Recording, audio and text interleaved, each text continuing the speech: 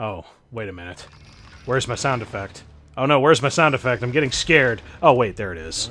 There we go. Autism quelled. So, hey guys! Welcome to an oh-so-wonderful Guild War battle, where we're going to be here for a hot fucking minute.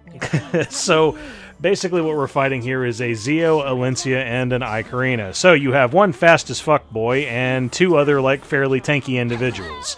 So, I initially wanted to go about this one particular way. One, I wanted Zeo to go into whoever my fastest unit was. On me at the time, my fastest unit is Edward Elric. So then it's like, okay, we'll line this up with Ed, and then we'll also have Doris on the field. Doris is going to be strictly for every other, like, you know, extra turn afterwards, for like after Zeo does his S3 shenanigans. So he goes into the light unit, and, you know, that'll pretty much be no problem. And then for the third unit, I initially wanted to bring DDR. Now, the only reason why I didn't bring DDR was because my DDR is faster than my Ed, so then, like, it kind of, like, ruins the initial first plan. So I was like, oh, you know what? Who else, like, is annoying as fuck, does poison, and is, like, you know, a huge fucking pain in the ass? Oh, yeah, let's throw Sharun on there. Everything should be fine. Well, that was a nice little mini heart attack. So, basically, this is the only real problem that we're really running into, is the fact that we don't have a proper bait for Alencia, and I straight up just didn't even think about that whenever I was going into this. And it's like, why the fuck am I even having a problem with this? And then also, I forgot about this other one nifty little thing that Sharun happens to do. Every time she takes a turn, she gives a buff to whoever has the highest attack on the field. Now, just so happens, who has the highest attack? That's going to be Edward. And a lot of the times, we end up getting the oh-so-wonderfully very fucking useless buff, especially for Edward, immunity. And with immunity, we're not able to do things like equivalent exchange. Kind of a bitch. But, like, either way, we've managed to weather the first part of the storm, because, like, the worst part was Alencia. As soon as we got through her, now it's just a matter of, hey, let's keep the venom on ae-KARINA, we'll keep hitting her with occasional hits from Sharun, and then, like, the Zeo is always going to go into my Doris. And also, this Zeo straight up wasn't even rocking any damage. This was, like, an effectiveness Zeo. This is like, hey, not even that big of a problem. So, basically, the Alencia is dead, and now the Zeo didn't have Deify, so that was just a free opportunity to just straight up, you know, one-tap him out of existence, and now all you have left is ae-KARINA. Now, ae-KARINA is going to go into Ed constantly. Ed also happens to have, like, a lot of insurance from a lot of the bullshit that ae-KARINA is going to do. We have Equivalent Exchange and Rise. That's basically going to prevent us from ever having Death Break at any time. We have Doris on the field. We also have, you know, lots of Death buffs going in, so we should be able to weather just about anything that this ae-KARINA is going to throw at us. And also, we have Sharun on the field, who's going to be doing occasional strips, also lacing a lot of venom. And whenever you have a unit that has venom, if you S1 into them with Sharun, you know, if the game doesn't fucking hate you like that, and you should be able to push her back in terms of turn cooldown. Now, of course, 15% can happen here and there, and I don't know why the fuck I was having so many issues with this. There's a lot of different answers for, like, just tank busting this team. But hey, whatever. Let's move on to the next one. Because, hey, here's the star of the show. Haven't used Lethe in a hot fucking minute. And the main reason for that is because, like, injury has been pretty fucking prevalent, and that's kind of like something that really shuts her down and makes her just straight up not work. Now, to those of you who saw the first video, and you were like, well, what do you mean you forgot how to use Lethe? Well, that turn right there was a prime example of me forgetting how to use Lethe. Because, straight up, what's the cardinal sin that we just straight up did? Lethe gets a free soul burn, absolutely for free, on turn 1. So your goal is you either use S1 to go into your target to build up 1 stack of Omen, and then you go in again on your next turn with your S3 Soul Burn, so you give yourself an extra turn, and then you go in with the S1 one more time to do, you know, your big Call of the Abyss attack. Now, we fucked up. This is a very prime example of where we almost straight up got fucking deleted. Now, the good news is, I think we would have been fine. We're not fighting injury, we're just fighting Navy Captain Landy and Mercedes. The worst thing that would have happened is Lethe would have taken a whole lot of damage if, like, the Navy Captain Landy was able to get her shit off, if we weren't able to, like, kill her by this point, if she had full, fighting spirit and was able to just go in with S3. I think we would have still been okay. Might have done an absurd amount of damage to the Lethe, but hey, whatever. It's just something that you always have to remember, especially if you haven't used the character in forever. But either way, now that the Navy Captain Landy's gone, all we have left is Conqueror, Lilias, and Mercedes. Now, with these two here, I basically am planning ahead at the moment. Okay, let's throw on one more stack of Omen on the Conqueror Lilias. We still haven't used that S3 Soul Burn yet, so we're going to go ahead and plan for it to be right here. Now, we're going in with Pyllis on Conqueror Lilias, just doing all the extra damage that we can. We'll Soul Burn this S3 here, because now we're not going to be retarded. Get our extra turn here, and oh shit, looky there. We can kill literally anyone that we want now. So, let's go into the Mercedes, because she has 3 stacks of Omen, and... sound effect, sound effect. Boom! There we go. So now, all we have left is Conqueror Lilias, and you guys know the rule. If you're ever outnumbering a Conqueror Lilias, and you also have Sustained, there's quite literally nothing that she can do to possibly beat you. And hey, let's rub some salt in the wound. Soul Weaver that does literally no damage kills her. Yay! We done did it. Let's move on. So hey, we're essentially going to use the exact same team yet again, because we're basically fighting a whole bunch of stuff where Lethe is really, really good going into these things. Now, the thing in particular is we remember what we were doing beforehand, which is, hey, we'll Soul Burn that S3, so now we're going to get an extra turn, and we'll be able to go into the other units that we need to. So the big thing that we want to do is we want to go into Rem, because if you ever leave a Rem unchecked and you happen to kill any of the other units, or anything else dies on the field, Rem will then activate Demon Mode, and you will kind of hate your fucking life. So we straight up don't want that to happen. So here, we were already inflicted with a death break. Okay, cool.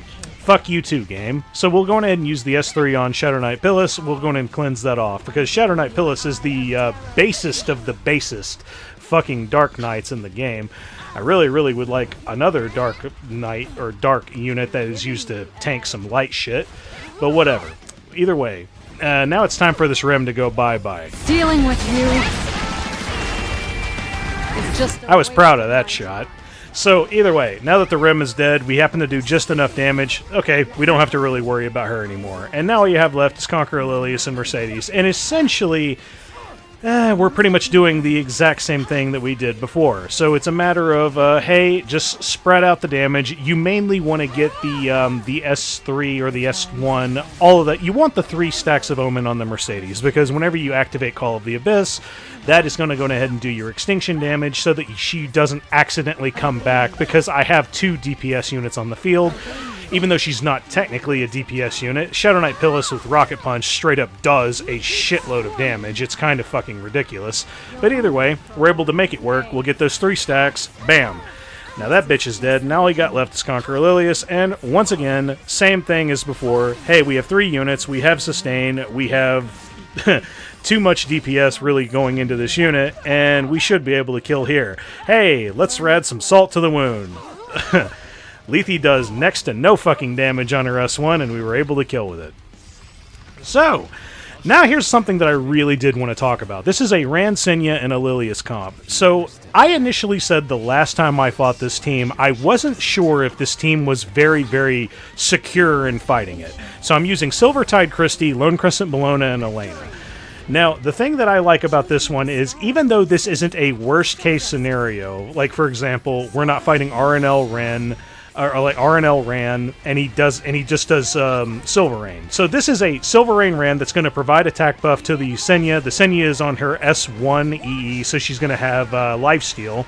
And the Lilias was also not on the CR increasing EE. Okay, fine, works out. So here's the thing that happens. You take all those AoE hits right there, you then boost up on your Lone Crescent Bellona. You should then, at this point, always be able to just straight up one-tap the Ran. Like, the only time it doesn't work is if you're ever fighting a Fat Ran, but how often do you fight Fat Rans? Not really that often. Then eventually Christy's going to come through. Now you're going to have attack buff. So now we have attack buff up on Lone Crescent Bellona as well. And any and all hits are... Just see, this is where things really, really work out. Is because we have Senya going into Elena, and then we have Lilias going into Silvertide Christy.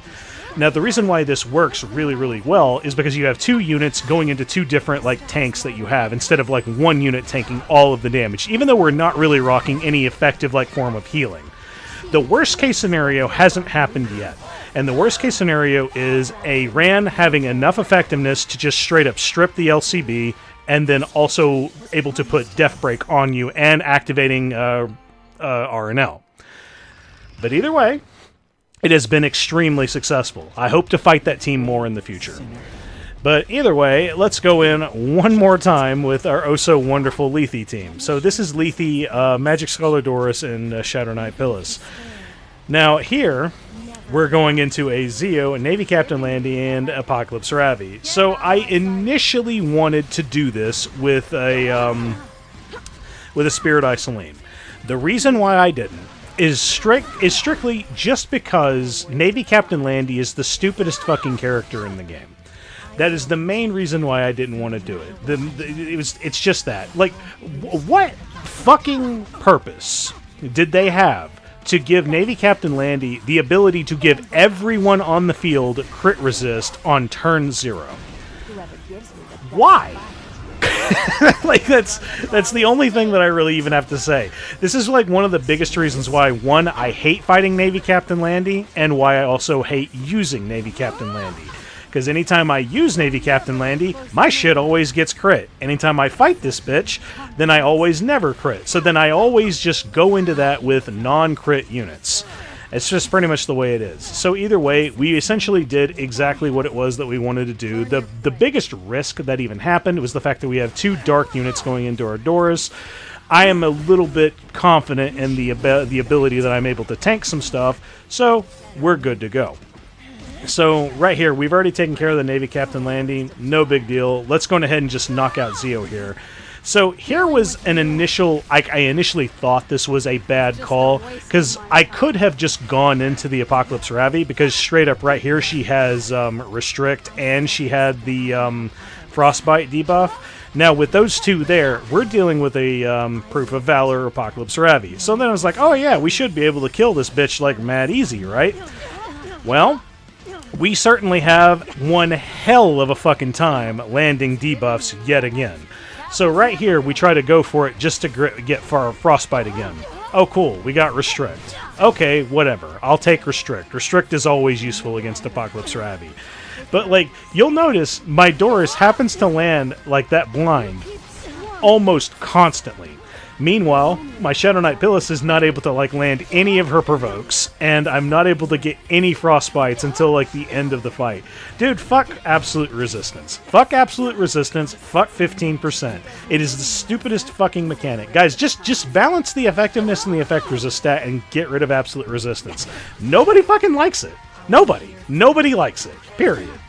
Like, I don't know anyone who does. Because straight up, you know what it also fucks up? Anytime you're using characters like Champion Zerato and Edward Elric. Because then those bastards, who are always rocking 0 effect res because you want to be hit with debuffs, can have absolute resistance. It is the dumbest shit in the fucking game. It's beyond retarded. But either way, to those of you who are probably astute in realizing what I'm doing right now, is the fact that there is literally nothing to comment about, so I'm just airing grievances on stupid shit in EpicEden that really kind of makes me irritated. So, either way, we've gotten 2 Calls of the Abyss out on this bitch, and now, hey, looky there, there's some debuffs on her. Yay, maybe Absolute Resistance will finally stop fucking working. So let's go ahead and throw out that S3 yet again, and... there it is. So now we have Restrict and Frostbite right whenever she's about to fucking die. And finally, she actually counterattacks my Lethe with an attack. Okay, well, too bad, bitch. It's taking you too long to get those counterattacks in particular, and quite frankly, I don't give a fuck if you hit me now and injure me now. So hey, let's just go in and... ow! Fuck this shit. So, here is the final match of the day. So this is a Ahmed, a Savior Aiden, and a Remnant Violet. Now, initially, I was looking at this team and I was like, okay, yeah, this is a pretty easy Dark Corvus. Now, I initially wanted to go with this team because I saw one of my guildies try it, and I was like, you know what, that's actually pretty interesting. I'll try that. The problem is, I have mid-as-fuck speed gear. So, the reason why it worked for them is because their Briar Witch was probably a lot faster. The whole purpose of what you were trying to do with using Politis and Abyssal Yufine together is so that the Ahmed is not able to push, and then that way you will go, and then you'll be able to just do all of the stuff that you need to do immediately, and you should just straight up kill this team. Now, of course, my dumbass didn't take that into account, but either way, we got pretty lucky right here because the only unit that was really taking abuse was Abyssal Yufine. Now, if it was Briar Witch Iseria, that would have probably been very, very different. But thankfully for us, this doesn't really matter. So, we also happen to get a lot of really, really handy-dandy counterattacks. So right here, we happen to be hit really, really hard by the Rylet here, but hey, Briar Witch has 1 turn of immortality whenever you reach, like, you know, critical health. So, okay. And then we also happen to land that 1 hit right there. The stun didn't really matter. I was very surprised by the amount of damage that my Politis was able to do, because my Politis is a disruption Politis. She does not have, like, any DPS capability whatsoever. And I was really surprised that I was able to do like 2k damage. I was kind of expecting it to be like in the 3 digits area. But either way, because we were able to kill the Rylet then and there, now Ahmed is only going to go into Politis, because Politis is red and Ahmed is blue. So thus, element advantage dictates that she only goes into 1 unit. Even though the Briar Witch is literally at 92 HP, any hit will kill her. And Shazam, we were able to work. Aren't we so fucking smart?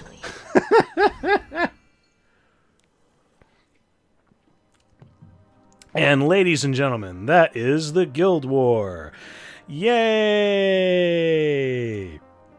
Well, either way, it was actually a pretty interesting Guild War. I rather enjoyed using Lethe again.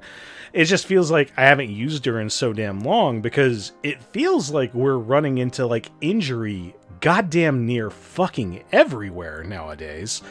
And if you're fighting a whole bunch of injury shit, well, what good is a fucking HP bruiser gonna do you, you know?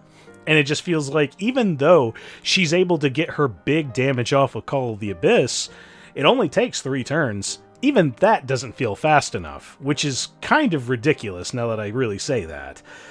But either way, I mean, maybe eventually we'll get that unit, that 1 unit that'll come out, and then like, hey guys, I actually heal injury or some shit. Because like at the pace that we're going right now, I really kind of feel like HP bruisers and just like HP units in general are just gonna straight up like become extinct.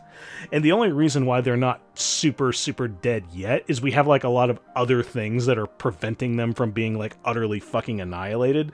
Like, for example, Last Rider Crow kind of prevents against some of the injury shenanigans, because a lot of this stuff is, like, going through, like, an AoE format, and then he does his whole, like, barrier for, like, the whole team whenever it's, like, an AoE, you know, shit like that. But then it's like, well, I mean, if you just, like, focus that down with a single target attack, then you're kind of fucked. But either way, my point is I hate injury.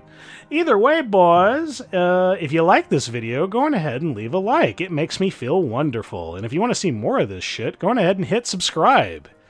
And it'll be there, or something.